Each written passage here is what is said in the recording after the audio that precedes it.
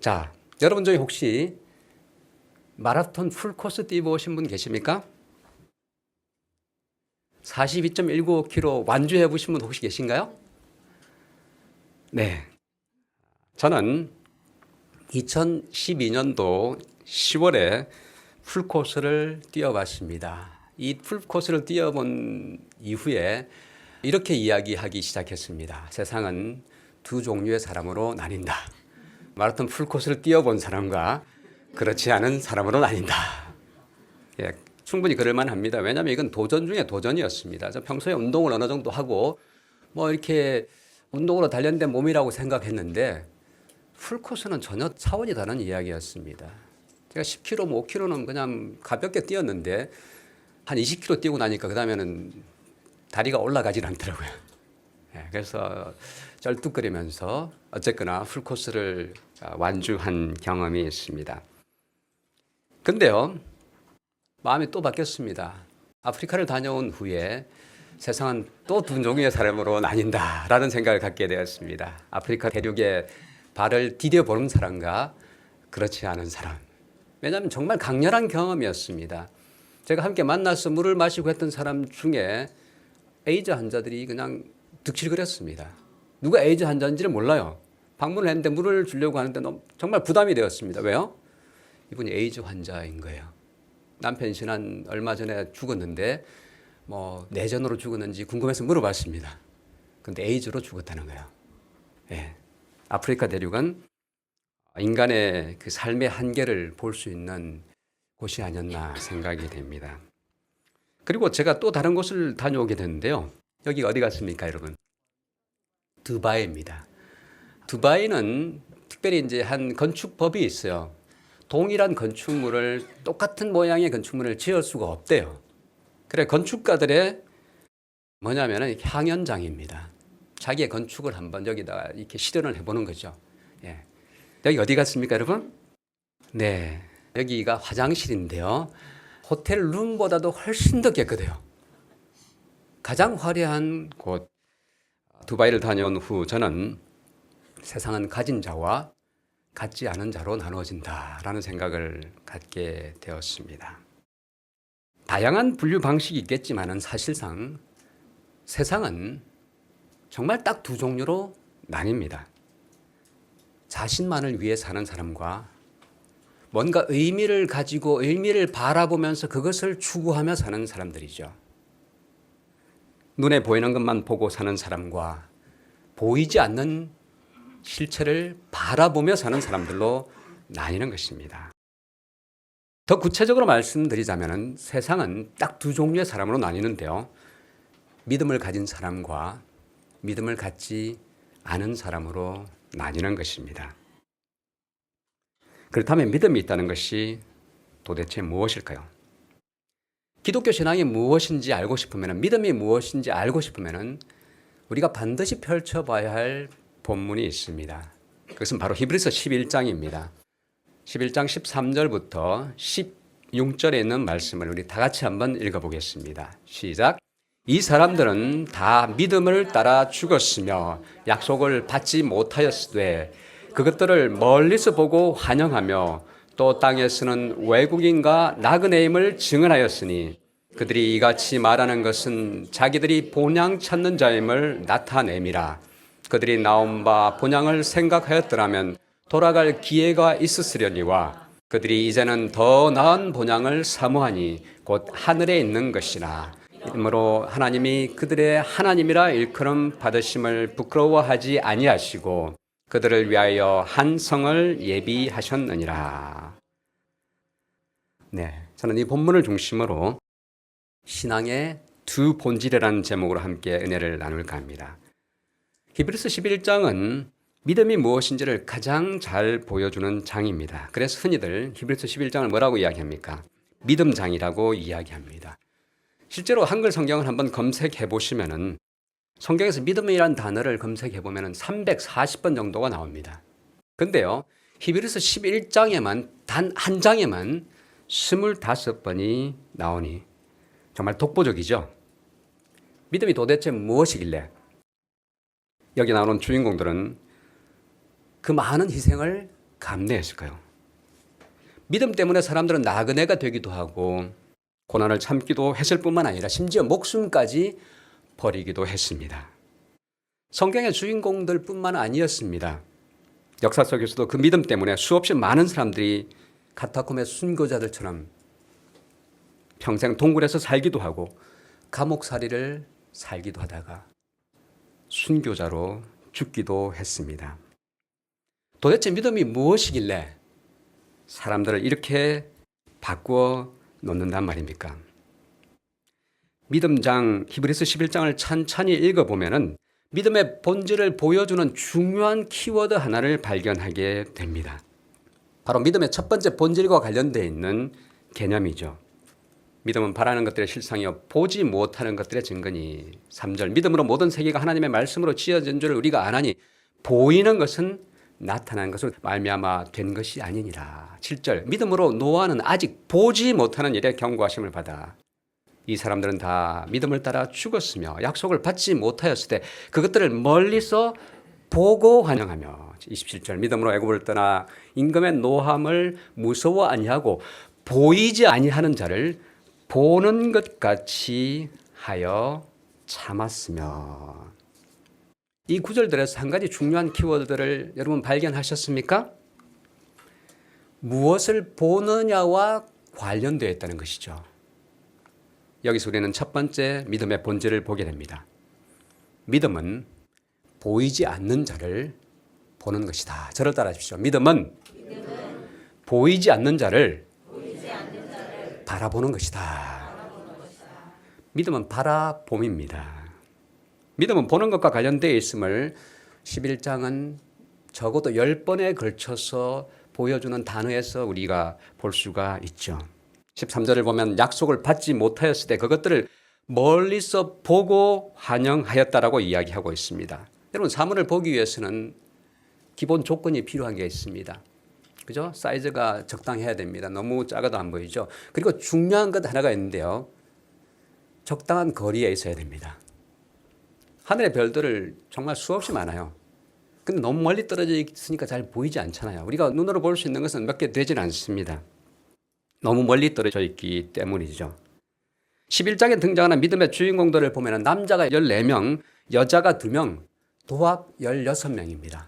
그리고 이름만 나오는 사람이 또 6명 해가지고 22명이 등장합니다. 남녀노소, 지도자, 총리, 이스라엘의 왕뿐만 아니라 이방 기생까지도 포함되어 있을 정도로 정말 각양각색입니다. 믿음을 가진 사람들의 면면을 살펴보면 결코 완벽하거나 대단한 사람들이 아니었습니다. 근데요, 그들은 한 가지 중요한 공통점을 가졌습니다. 그들은 남다른 눈을 가졌다는 것입니다. 히브리서 11장의 주인공들은 눈에 안 보이지만은 그것들을 멀리서라도 보고 기다린 사람들이었다는 것이죠. 보이지 않는 하나님을 보고 보이지 않는 본향을 고대했습니다. 이들은 멀리서라도 그것들을 천국을 보고 환영한 사람들입니다. 16절은 이렇게 표현해요. 더 나은 본향을 사모하니 곧 하늘에 있는 것이다. 여기서 사모한다는 말을 보니까 헬라어로 뭐라고 되어 있냐면 오레고마이라는 단어를 사용하고 있습니다. 이 말은 열망하다, 갈망하다, 그리고 손을 뻗치다는 의미까지도 담고 있습니다. 여러분 믿음을 가진 사람들이 본향을 갈망하고 사모하고 손을 뻗쳐서 손에 넣고 살았다는 것이죠. 너무 멀리 떨어져 있으니까 아직 내 손에 넣지는 못했지만은 당연히 그것을 마치 내 손에 가지고 있는 것처럼 살았다는 것임을 이 이야기는 보여주고 있습니다. 그것에 시선을 고정시키고 산 것이죠.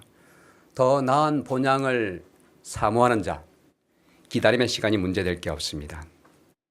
그리고 현재의 공간적 거리나 시간적 간격이 문제될 것이 없습니다. 왜냐하면 이미 손을 뻗쳐서 쥐고 사는 것과 다름없는 삶을 살았기 때문이죠. 실제 본문에 등장하는 주인공들을 어떻게 바라보고 오레고마이했는지를 한번 살펴보겠습니다. 여러 인물들이 있지만은 대표로 두 명만 그들이 어떻게 사모했는지, 어떻게 오레고마했는지, 어떻게 갈망했는지, 어떻게 시선을 고정시키고 손을 뻗쳐서 그것을 손에 넣고 살았는지를 보도록 하겠습니다. 대표적인 인물을 두 명만 보겠는데요. 첫 번째, 아브라함입니다. 본향을 열망하며 산 아브라함은 어떻게 그 본향을 자기의 손에 넣고 살았을까요? 어떻게 자기의 시선을 거기에 고정시키고 살았을까요? 여러분, 아브라함은 창세기 12장을 보면은 갈 바를 알지 못하고 떠났다라고 이야기하고 있습니다. 최고의 문명을 누리던 아브라함이 고향을 떠나는 것은 쉬운 일이 결코 아니었습니다. 고고학자들이 그의 그 고향이라고 하는 갈대아 우르를 발견해 보니까 이렇게 발굴해 보니까 정말 최고의 문명을 누리고 있었어요. 2층 집에다가 난방 시설이 갖추어지고 그다음에 수세식 화장실까지 있는 것입니다. 그런데요, 그가 약속의 땅에 기다리다 갔는데 가보니까 뭐예요? 히브리서 11장 9절은 이삭과 야곱으로 더불어 장막에 거하였다라고 이야기하고 있습니다.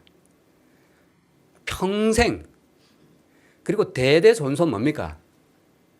텐트 생활을 했다고 이야기하고 있습니다. 장막에 거하였다라고 이야기하고 있습니다. 여러분, 저도 이제 50대 중반 정도가 되었는데요. 약간 정착하고 싶어요.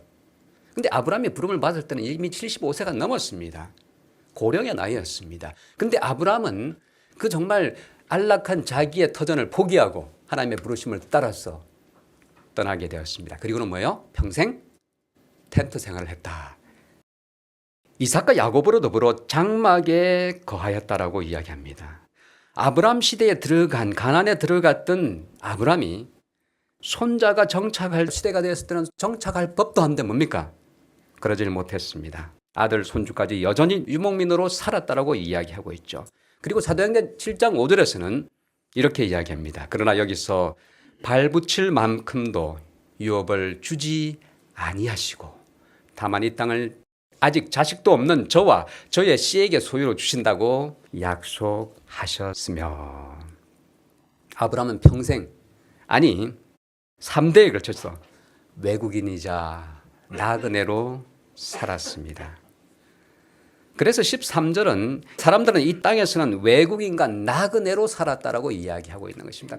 여러분, 부름받아서 약속의 땅을 갔는데 평생, 그것도 3대에 걸쳐서 자녀, 손손, 대대에 걸쳐서 나그네와 뭐로 살았어요? 외국인으로 살았습니다. 여러분, 믿음의 부조들의 삶은 외국인과 나그네의 삶이었습니다. 아벨은 순교를 당했죠. 에녹은 하나님과 동행했지만 왕따로 살았습니다. 노아는 120년 동안 전도했지만 모두가 그의 메시지를 거부했습니다. 세 아들과 자부만 겨우 받아들였죠. 아브라함은 가는 데마다 환영받지 못했습니다. 바로와 아비멜렉에게 죽을 뻔하였죠. 사라는 거의 평생 자식도 낳지 못했습니다. 하갈과의 갈등으로 골머리를 썩고 있었죠. 이삭은 우물 파괴만 하면은 원주민들이 와서 덮어버렸습니다. 빼앗아 가버렸습니다. 야곱은 형 에서를 속이고 도망자 신세가 되었죠. 타향살이를 수십 년 동안 살았습니다. 요셉은 애굽에서 꽤 성공했지만 여전히 그도 외국인이었습니다. 그래서 죽어서라도 그의 뼈를 고향에 묻어달라고 유언을 하게 되죠. 모세는 바로의 궁전에서 왕의 지위에 오를 수 있었지만 그는 마음이 결코 편치 않았습니다. 여러분, 믿음을 가지고 살았던 사람들의 공통점은 뭡니까? 이 땅에서 외국인과 나그네로 산다는 것입니다. 아브람과 이삭, 야곱 이후 수백 년 동안 그들은 이방인으로 살았습니다. 믿음의 부조들의 삶은 결코 화려한 삶이 아니었습니다. 외국인 그리고 나그네 취급을 받았죠. 그것도 자발적인 외국인과 나그네의 삶이었습니다. 킹제임스 버전을 보면은 나그네와 순례자라고 번역하고 있습니다. 순례자. 그냥 방랑자와 순례자는 좀 의미가 달라요. 그죠? 집시 같은 사람들은 뭐라고 이야기합니까? 방랑자라고 이야기해요. 방랑자들. 어디 그냥 떠도는 것입니다. 근데요, 이 땅에서 믿음을 가지고 사는 사람들을 뭐라고 이야기합니까? 순례자라고 이야기합니다. 방랑자와 순례자는 어떤 차이가 있습니까, 여러분? 순례자는 갈 곳이 분명히 있는 사람들입니다. 내가 여기 있지만은 여기에 속하지 않은 것이죠. 그리고 내가 가야 할 분명한 곳이 있는 것입니다. 사도 바울은 이들을 향해서 이렇게 이야기합니다. 오직 우리의 시민권은 하늘에 있는지라. 그들을 향해서 하늘 시민권자라고 이야기합니다. 성경은 믿음을 가진 사람들이 누구라고 이야기하냐면은 하늘 시민권자라고 이야기하고 있습니다. 아멘 아닙니까, 여러분?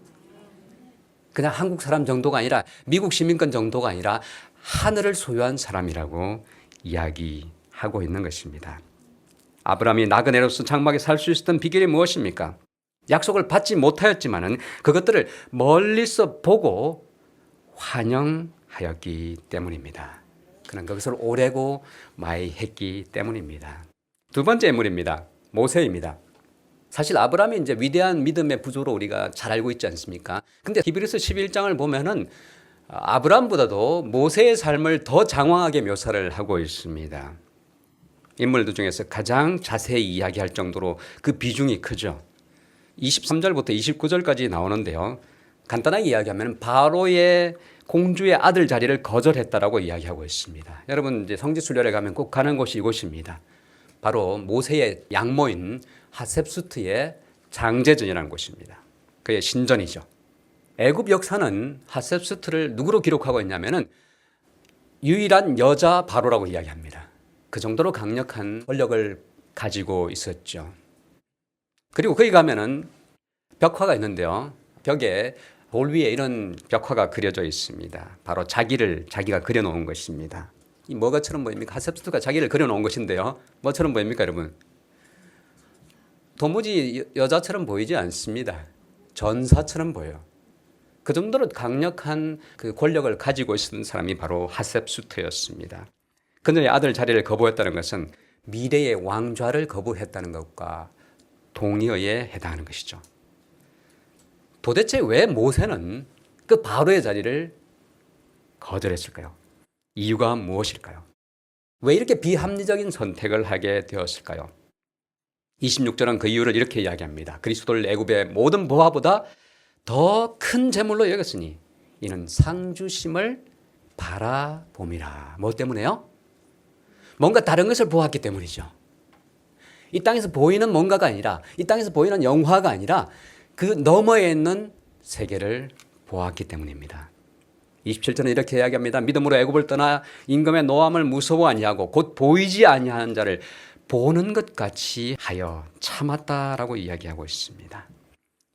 그가 이런 것들을 포기하고 버릴 수 있었던 이유는 보이지 않는 자를 보았기 때문입니다. 보이지 않은 세계를 보았기 때문이죠. 고린도서 4장 18절은 이렇게 이야기하지 않습니까? 우리의 돌아보는 것은 보이는 것이 아니요 보이지 않는 것이니 보이는 것은 잠깐이지만은 보이지 않는 것은 영원하다고 이야기하고 있습니다. 보이지 않지만 영원한 세계를 바라본 사람들이 바로 믿음의 장부들이었습니다. 여러분, 이 세계를 보면서 이 세계에 우리의 시선을 고정시키는 방법, 오래고 마이하는 방법은 단 하나밖에 없습니다, 여러분. 어떻게 보이지 않는 세계를 볼 수 있을까요? 어떻게 보이지 않는 하나님을 보면서 우리의 시선을 고정시키면서 살 수 있을까요? 그것은 하나님의 말씀입니다, 여러분. 빛이 있어야 세상을 볼 수 있는 것처럼 빛이 있어야 하나님을 볼 수도 있는 것입니다. 빛 없이 우리는 아무것도 못 봐요. 불 꺼버리면 아무것도 안 보입니다. 보이는 게 없어요. 영적으로도 마찬가지인 것입니다. 보이지 않는 하나님을 볼 수 있는 비결은 영적인 빛이 되는 성경인 것입니다. 매일매일 성경을 통해서, 말씀을 통해서 보이지 않는 하나님을 찾아나가고 그 보이지 않는 하나님께 우리의 시선을 고정시키는 모두가 되었으면 좋겠습니다. 두 번째 믿음의 본질은 무엇일까요? 믿음의 첫 번째 본질이 본다는 키워드와 관련되는 것을 우리가 살펴보았는데요. 두 번째 본질은 히브리서 11장의 어떤 그 구조적 공통점에서 찾을 수 있습니다. 16명의 주인공들 이야기를 자세히 보면은 구조적으로 동일한 구조를 가지고 있는 것을 보게 됩니다. 볼까요? 믿음으로 아벨은 가인보다 더 나은 제사를 하나님께 드렸습니다. 믿음으로 노아는 방주를 예비했습니다. 믿음으로 아브라함은 순종하였습니다. 믿음으로 이삭은 야곱과 에사에게 어떻게 했다고요? 축복했다라고 이야기하고 있습니다. 믿음으로 누구누구는 뭘 했다라고 이야기하죠. 동일한 구조입니다. 마치 공식처럼 나와요. 믿음으로 누구누구는 뭐뭐 했다. 믿음 다음에 반드시 뭐가 나와요? 행함이 나오는 것입니다. 동사가 나오는 것이죠. 저를 따라하십시오. 믿음은 명사가 아닌 동사로 표현된다. 믿음은 동행함입니다. 믿음은 바라봄으로 멈추어 있지 않습니다. 믿음은 동행함으로 표현되는 것이죠. 하나님을 바라보고 오래고마했던 믿음의 장부는 행동으로 자신들의 믿음을 보여주었습니다. 믿음은 반드시 동사, 곧 행동을 수반한다는 것이죠. 다시 한번 자세히 보겠습니다. 믿음으로 아벨은 더 나은 제사를 드렸습니다. 믿음으로 에녹은 하나님과 동행했습니다. 믿음으로 노아는 방주를 어떻게 했죠? 예비했습니다. 믿음으로 아브라함은 갈 바를 알지 못하고 고향을 떠났습니다. 그리고 이삭을 제물로 드렸습니다. 믿음으로 이삭은 야곱을 축복했죠. 믿음으로 야곱은 요셉의 아들에게 축복했습니다. 믿음으로 모세는 애굽을 떠나 홍해를 건넜습니다. 그렇습니다. 믿음은 행동을 반드시 수반한다는 것입니다. 믿음의 또 다른 본질이 여기 나오죠. 그것은 바로 뭐죠? 동행함입니다. 믿음의 첫 번째 본질이 보이지 않는 하나님을 바라보는 것이라면 믿음의 두 번째 본질은 동사, 곧 살아감, 동행함입니다. 여러분, 진정한 믿음은 하나님을 바라보고만 있지 않습니다. 보고만 있을 수 없게 만들죠. 진정한 믿음은 우리로 하여금 행동하게 합니다. 동행할 수밖에 없이 우리를 만드는 것이죠. 믿음이라는 것은 관념, 머리에만 머무는 것이 결코 아닙니다. 믿음은 삶에서 실천으로 수반되는 것이죠. 그래서 결국 하나님을 믿는 신앙은 라이프 스타일로 나타나는 것입니다. 믿음은 하나님을 바라보고 그와 동행하게 하는 것입니다. 바라봄으로 시작된 믿음은 그분과 더불어 동행함으로 더욱더 성숙하게 되는 것입니다. 그래서 사도 바울도 로마서 1장 17절에서 뭐라고 이야기하고 있냐면은 믿음으로 믿음에 이르게 한다라고 이렇게 이야기하죠. 처음에 믿음은 뭘까요? 바라보는 것이고, 그리고 믿음에 이르는 그 믿음은 뭘까요? 동행하는 것이죠. 미가서 6장 8절은 이렇게 이야기합니다. 다 같이 읽어보겠습니다. 시작. 사람아, 주께서 선한 것이 무엇임을 내게 보이셨나니 여호와께서 내게 구하시는 것이 오직 공의를 행하며 인자를 사랑하며 겸손히 내 하나님과 함께 행하는 것이 아니냐. 예, 그렇습니다. 진정한 믿음은 하나님을 바라보고 그분과 함께 동행하는 것입니다. 삶을 통해서 나타나는 것이죠. 기독교 신앙의 본질이 하나님을 바라보는 그분과의 개인적 관계에서 출발하는 것은 틀림없습니다. 그런데 그것으로 끝나는 것이 아니라는 것이죠. 하나님을 바라보는 데만 머물지 않고 그분과 동행하는 것이 진정한 신앙임을 보여주는 것입니다. 에녹이 어떻게 300년 동안 하나님과 동행했을까요? 자녀를 낳으면 300년 동안 동행했다라고 이야기하고 있습니다. 저기 수도원에 들어가서 동행했다고 이야기하잖아요. 아니면 교회에 가서 아니면 동굴에 들어가서 동행했다고 이야기하지 않습니다. 삶의 현장에서 있는 그곳에서 자녀를 낳으면서 자녀를 기르면서, 여러분 자녀를 기르는 게 얼마나 도전입니까 여러분? 정말 만만치 않습니다. 근데 에녹을 이야기하면서 성경은 뭐라고 이야기하냐면 300년 동안 자녀를 낳으면서 하나님과 동행했다라고 이야기하고 있습니다. 진정한 신앙은 삶의 현장에서 부딪히면서 그 속에서 하나님을 바라보며 살아가는 것이죠. 기독교가 왜 힘을 잃어버렸을까요? 왜 우리 그리스도인 삶이 무기력해졌을까요? 우리의 신앙이 무기력해진 이유는 우리가 하나님을 진정 바라보지 못하고 걸어가지 못하기 때문일 것입니다. 진정한 기독교는 교리적 이해로 끝나지 않습니다, 여러분. 많은 경우에 정말 기독교가 힘을 잃어버리는 이유는 마치 기독교를 교리적 이해로 생각하는 그 착각 때문인 것입니다. 하나님을 똑바로 바라보고 그분을 진정으로 이해하게 되면은 우리는 그분과 동행할 수밖에 없는 것입니다. 오늘날 기독교도 그 동행함이 반드시 필요할 것입니다. 믿음의 두 번째 문제는 하나님과 동행하는 것, 삶 그 자체입니다. 여러분 십계명을 한번 보십시오. 돌판이 두 개로 되어 있습니다. 율법의 두 국면을 보여주는 것이죠. 다시 말해서 신앙의 본질을 그대로 반영하고 있습니다. 첫 번째 돌판은 하나님과의 관계를 보여주고 있습니다. 그죠? 하나님이 어떤 존재인지, 하나님이 우리에게 어떤 존재로 다가오는지를 우리가 이 돌판을 통해서 보게 되죠. 하나님을 바라볼 것을 이야기하고 있습니다. 두 번째 돌판은 이웃과의 관계를 이야기하는데요. 창조주 하나님을 믿는 신앙만으로 끝나는 것이 기독교 신앙이 아님을 보여주는 것이죠. 하나님과 동행하는 것을 보여주는 것입니다. 다시 말해서 하나님을 바라보게 될 때 우리는 결국 하나님과 함께 동행하며 이웃을 향해 우리의 발걸음을 옮기게 된다는 것입니다. 우리의 삶과 발걸음은 하나님의 사랑을 경험하고 그분을 바라봄을 전제로 함을 기억하게 되기를 바라겠습니다. 바라보지 않고 우리가 어느 정도 행동할 수가 있습니다. 걸어갈 수도 있습니다. 근데 문제가 뭐예요? 지속성이 없습니다. 바라보지 않고 걸어가면 무슨 일이 생길까요? 계속해서 걸어가면 무슨 일이 생길까요? 계속해서 뭔가를 하게 되면 무슨 일이 생길까요? 그걸 번아웃이라고 이야기합니다. 번아웃이 뭡니까? 다 없어지는 것이죠. 에너지 소스가 다 된 것입니다. 하나님을 바라보지 않고 우리가 뭔가 열심히 해보려고 하면 나타나는 현상인 것입니다. 하나님을 바라보지 않고 하나님의 사랑 없이 우리가 그분과 동행할 수 없죠. 하나님의 사랑을 우리의 가슴에 품지 않고 결코 이웃을 사랑할 수 없습니다. 성경은 처음부터 끝까지 보이지 않는 하나님을 보는 것과 그분과 함께 동행하는 이야기를 우리에게 보여줍니다. 결국 하나님을 열망하고 살게 되면 그의 나라의 시선을 고정시키게 됩니다. 그리고 그렇게 살게 되죠. 그에 맞춰 살 수밖에 없는 것입니다. 하나님과 그분의 나라에 우리의 시선을 고정시키고 그 나라를 열망하며 살게 된다면 우리의 라이프 스타일도 바뀌게 되는 것입니다. 좋아하던 것들이 바뀝니다. 여러분 심지어 음식물도 바뀝니다. 저 옛날에는 맛있는 걸 좋아했는데요. 그죠? 재림교인으로서 이렇게 고르는 거 있지 않습니까? 그죠? 정한 거, 부정한 거.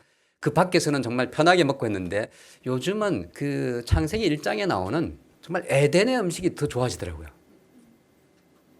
인간의 그 요소가 가미되지 않은 그죠? 에덴의 것이 정말 점점 좋아지는 경험을 하게 되는 것입니다. 입맛도 바뀌어요 보니까. 먹는 것도 바뀝니다. 생각도 바뀌게 되고 뭐도 바뀔까요? 취미도 바뀌게 될 것 같아요. 그죠? 옛날에 좋아하던 것들 이제는 별로 관심이 없어지는 것입니다. 뭐가 더 좋아져요? 영원한 것에 대한 그리움이 더 강해지니까 드라마가 좋았는데 요즘 어떻습니까? 말씀이 더 좋아져요. 영화관에서 조는 사람 아무도 없는데 말씀 들으면서 존다면 뭡니까 이거는? 뭔가가 필요하다는 것이죠. 좋아하는 것들도 바뀌게 됩니다. 하나님을 열망하게 되고 보이지 않는 그 나라를 우리가 고대하고 바라게 된다면 우리의 매일의 삶도 그게 맞춰질 수밖에 없는 것입니다. 믿음은 명사가 아닌 동사입니다. 진정한 믿음은 결국은 우리의 라이프 스타일에서 드러납니다. 여러분 성경 처음부터 끝까지 한번 읽어보십시오. 다 결국은 라이프 스타일 이야기입니다. 한번 보세요. 어떻게 사느냐 이야기입니다. 어떻게 믿느냐에서 출발했는데 결국은 어떻게 사느냐로 끝나는 것을 보게 됩니다. 우리의 바라봄은 우리의 걸어감, 결국 우리의 삶을 통해서 나타나죠. 어떻게 베드로가 무리를 걷는 기적을 경험했을까요? 다름 아니라 그는 믿음의 두 가지 본질을 다 경험했기 때문이죠. 첫째는 주님께 시선을 고정시켰기 때문에 그는 무리를 걸을 수 있었습니다. 여러분 무리를 걷는 기적을 경험하고 싶습니까? 불가능의 기적들을 경험하고 싶으시죠? 신자로서 여러분 그런 기적 경험하고 싶지 않습니까? 도무지 불가능한 것들 경험할 수 있습니다. 비결이 뭐예요? 예수님께 시선을 고정시키는 것입니다. 그가 기적의 발걸음을 옮길 수 있었던 두 번째 이유는 바라봄에 머물지 않았다는 것입니다. 발걸음을 어떻게 했어요? 옮겼습니다. 제가 갈릴리 바다에 가가지고 실제로 한번 해봤는데 안 되더라고요, 저는요. 다음 발자국을 옮기려는데 빠져들더라고요, 저는요. 이유를 알았습니다. 앞에 예수님이 없었어요. 만약 예수님이 계셨더라면 저도 예수님을 보고 분명히 걸을 수 있었을 것입니다. 바라보고 행동할 때 기적의 발걸음은 가능할 것입니다. 우리 모두도 베드로처럼 무리를 걷는 기적들을 경험하게 되기를 간절히 바라겠습니다. 한 가지 조건이 있습니다. 반드시 주님을 바라보아야 합니다. 바라보는 일에 실패하면 우리도 베드로처럼 물에 빠질 수밖에 없는 것입니다. 하지만 바라보고만 있어도 안 됩니다. 바라보고 반드시 어떻게 해야 돼요? 발걸음을 옮겨야 하는 것입니다. 동행해야 믿음의 진정한 진보가 있는 것입니다. 사도 바울의 이야기처럼 믿음으로 믿음에 이르는 경험을 우리 모든 성도님들이 함께 하게 되었으면 좋겠습니다. 보이지 않는 하나님과 그의 나라에 우리의 시선을 고정시키고 그 나라를, 그 하나님을 열망하면서 오늘도 승리하게 되기를 간절히 소망합니다. 그리고 그와 더불어 걸음으로써 믿음으로 믿음에 이르게 되는 성숙의 경험을 매일매일 했으면 좋겠습니다. 그래서 결국 지금도 쓰여지고 있는 히브리서 11장에 믿음의 위인들의 명부에 여러분의 이름도 다 올리게 되는 놀라운 영광을 누리게 되기를 간절히 소망하면서 말씀 마치겠습니다.